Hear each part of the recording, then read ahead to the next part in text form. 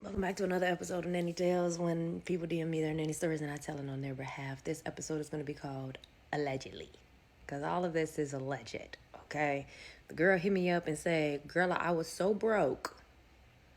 I got myself into a illegal rug and people operation in another country. We won't say the country.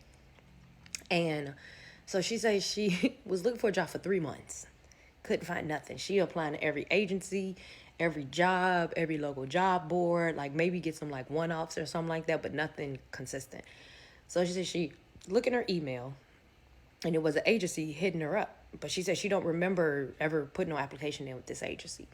But she looked it up and it said personal assistant slash nanny needed for international family. And she like, I don't remember doing this, but hell, I need some money, so let's see. So that was the first red flag she said she ignored. She never put the application in here. But so she hit the lady up, yes, I'm available. They hop on the call and they say, hi, we have a family. That's what they're looking for.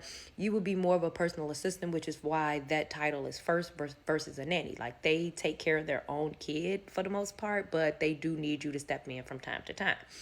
And so she said, okay, so what is the assistant job? What does that look like? She said, well, first and foremost, you will be running a lot of errands for them. So like whatever they say, you will be like taking stuff to the post office. You will be like laundry, grocery shopping, making sure that the food in the house don't run out, like making a log of that. So she's like, oh, okay, these are like regular things, even though she never applied to even be a personal assistant. But whatever, she's like, let me hear you out. So she's like, yeah, and like basic nanny roles, that's basically the role. And they are in another country, this country they're in. Do you have a passport? She said, no, I don't have a passport. She said, no problem, the family is willing to cover all expenses, even travel expenses. You will be a live-in nanny. And she said, okay, what's the salary? She said the salary is $147,000. So now she's shocked, amazed. She said everything that she once heard that was negative and a red flag is very much green. And it's saying, go ahead, go ahead. And I said, girl, that was probably furthermore of a red flag, because why is you paying me this much money to come from my country, the USA, to your country to run some errands for you? Whatever. So she said, she's like, okay, damn, how would I meet the parents? Because I'm sure I'm not going to get on the plane to go meet them, come back to the USA, then go back. And she was like, no, we'll do a Zoom. They want to do two Zooms. They want to do one Zoom with the mom and the dad, one Zoom with the mom and the estate manager, because you would be working with the estate manager more than anybody, but the mom would be like second. So it's always the people with the full staffed houses at this point. But she's like, okay, cool. The Zooms go good. She said they were really nice. Nothing alarming. Like it didn't look like they was faking it. Just like told her the same thing that the agency said. So she's like, okay, cool. So they say, so when can you start? We're looking for somebody to start, pretty soon. Like soon as you get your passport, let us know. And like maybe a week or so after that, we could get you a flight here. And she's like, okay, for sure. Gets off the phone with them, off the Zoom with them, calls her mom. This opportunity, I'm getting this much money. Da. Mom like, whoa, whoa, whoa, whoa, whoa. Stop. Stop. No, don't go. Like this is like dangerous at this point, because who does this? Who's offering this type of money for, like, no, don't go. This feels illegal. And she's like, well, are you going to help me pay my bills? And I said, well, but this your life. But anyway. And so she's like, her passport come in a matter of weeks or whatever, and she's on the plane off to this new country. And so she gets there and it's a driver and he's holding the sign with her name on it. And she's thinking, because everybody was so nice on the phone, that the driver was nice. No, she said the driver was kind of cold. Like, hello, welcome, get in the car, and the family's expecting you. So she's like, maybe he's just being professional. Maybe, it's just his job to get me from A to B. And so she gets to the house. It was super big house, she said. And she go in and the estate manager and the mom is there. And they're not as warm as they were on the Zoom. They're not completely cold, but just more like stern. And so they're like, welcome, how was your flight? Well, let me show you where you're going to be staying, because she was a live-in nanny. slash personal assistant. But she said, let me show you where you're staying. They take her over and they said, first we, just want to clarify what I know the agency said you'll be running errands, but the man that picked you up, he would take you to run certain errands. And the nanny work and all the other stuff, we would provide you with a car to get that stuff done. And so she's like, that's weird because what the fuck is the big idea? But she didn't say nothing. She was like, okay. And so then they say, well, now we need your phone and we need your passport. They said, we need that phone because internationally you're going to get charged a shitload of money. And so use our phone. You can log into your Apple ID and everything. But we just trying to save you the surcharges of being international.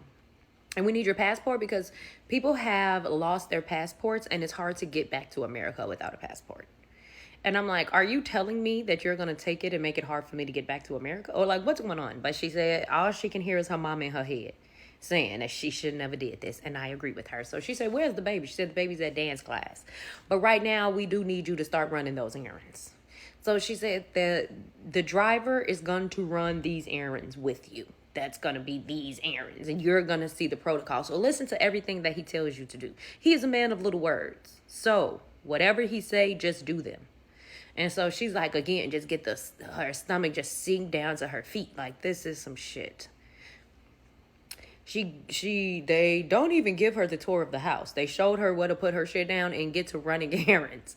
She get in the car with the driver. And the driver say, we have two things to do. We have to stop at the postal office and we have to stop at the airport. Mind you, she just got from the airport. At the postal office, he's like, gives her a passport. Now, he said, don't open it. Just give it to the attendant. It's your passport. Now, how did you get my passport? If they have my passport. But she said she's so loopy in the brain that she didn't even she's like, maybe they gave him the passport. She's not even thinking about that. He said, just hand them the passport. They will know what to do. And you sign your name. That's what you're really going to do, is sign your name on these packages.